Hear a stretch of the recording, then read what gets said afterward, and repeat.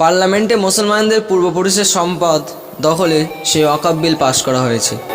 সেই ওয়াকফ বিল বাতিল করার জন্য যারা শিল্পী তারা কণ্ঠ দিয়ে প্রতিবাদ করছে, যারা বক্তা তারা বক্তৃতা দিয়ে প্রতিবাদ করছে, আবার কেউ কেউ মিছিল করে প্রতিবাদ করছে। বড় বড় মিছিল করা হচ্ছে এই ওয়াকফ বিল বাতিল করার জন্য। আমি বলি কি, এই ওয়াকফ বিল বাতিল করার জন্য এত প্রতিবাদ করতে হতো না। যদি সেই দিন বাংলার বাঘ পীরজাদা আব্বাস সিদ্দিকীর কথাগুলো সবাই শুনতো, তাহলে আর এত বড় বড় মিছিল করতে হতো না।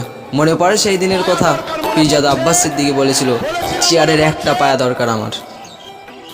তাহলে যদি সেই দিন আমরা পীরজাদা আব্বাস সিদ্দিকীর কথাগুলো আমরা শুনতাম, মানতাম, তাহলে আজ মুসলমানদের এই দিনগুলো দেখতে হতো না।